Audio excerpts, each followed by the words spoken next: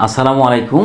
পৃথিবীতে প্রায় 1000 প্রজাতির শাক আছে এবং 200 থেকে 300টি জাত বাণিজ্যিকভাবে চাষ করা হয়। আমাদের বাংলাদেশেও প্রায় শতাধিক শাকের জাত থাকলেও আমরা বাণিজ্যিকভাবে চাষ করে থাকি প্রায় 50 থেকে 60টি প্রজাতির শাক।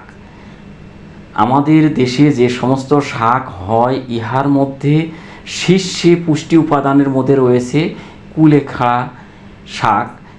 ইহাতে প্রতি 100 গ্রামে আনুমানিক পুষ্টির উপাদান যে শর্করা প্রায় 12 গ্রাম, প্রোটিন প্রায় 5 গ্রাম, ফ্যাট 0.13 গ্রাম, আঁশ প্রায় 2 গ্রাম, আয়রন 7 মিলিগ্রাম, পটাশিয়াম প্রায় 266 মিলিগ্রাম, যেটা আমি বিজ্ঞানী হিসাবে অন্য কোনো শাকের মধ্যে দেখি নাই, সোডিয়াম প্রায় 56 মিলিগ্রাম এবং ভিটামিন সি প্রায় 50 মিলিগ্রাম, বিটা ক্যারোটিন প্রায় 2.5 মিলিগ্রাম।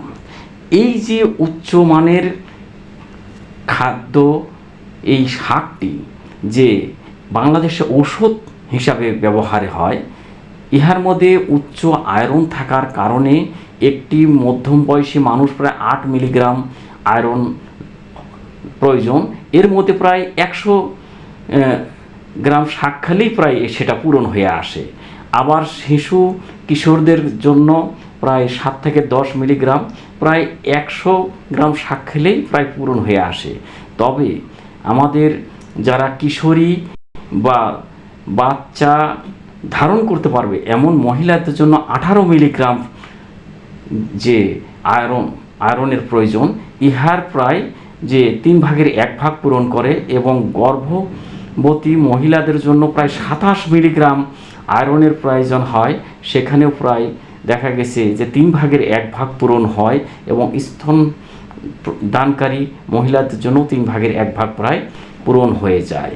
ইহা মানুষের রক্ত স্বল্পতা দূর করে, রোগ প্রতিরোধের ক্ষমতা বৃদ্ধি করে, ভিটামিন সি অ্যান্টিঅক্সিডেন্ট হিসাবে শরীরের রোগ প্রতিরোধ ক্ষমতা বৃদ্ধি করে, ভিটামিন এ থাকায় চোখের দৃষ্টিশক্তি বাড়ায়, ইহা আঁশ থাকায় কোষ্ঠকাঠিন্য দূর করে এবং হজম ভালো করে, ক্যালসিয়াম ও ম্যাগনেসিয়াম হাড়ের জন্য খুব উপকারী।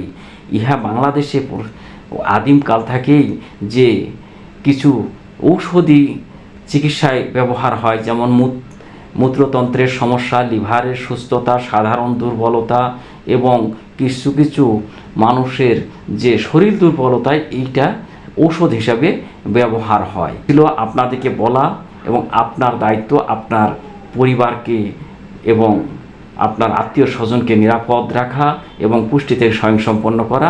সকলে ভালো থাকেন। আসসালামু আলাইকুম।